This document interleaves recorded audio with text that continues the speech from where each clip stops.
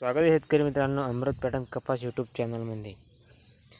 तर आजचा विषय आहे कपासी आणि मी आज तुम्हाला सांगणार आहे की शेंडे खोडण्यामुळे काय फायदा होते आणि काय नुकसान होते। तर व्हिडिओमध्ये शेवटपर्यंत नक्की राहा। चला आता सुरुवात करूया।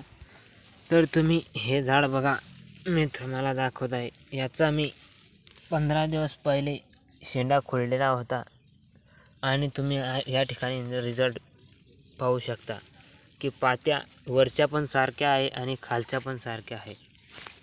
हे बघू शकता तुम्ही, हे पाती आणि खालची पाती तर आता डायरेक्ट कैरीमध्ये रूपांतर झालेले आहे।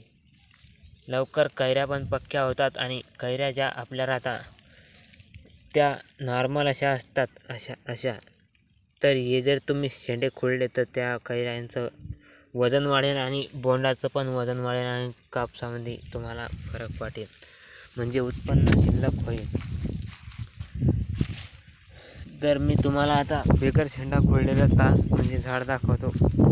हे जे झाड आहे हे बेगर शेंडा खोडलेला आहे। तुम्ही बघू शकता हा शेंडा खोडेल नाही आहे।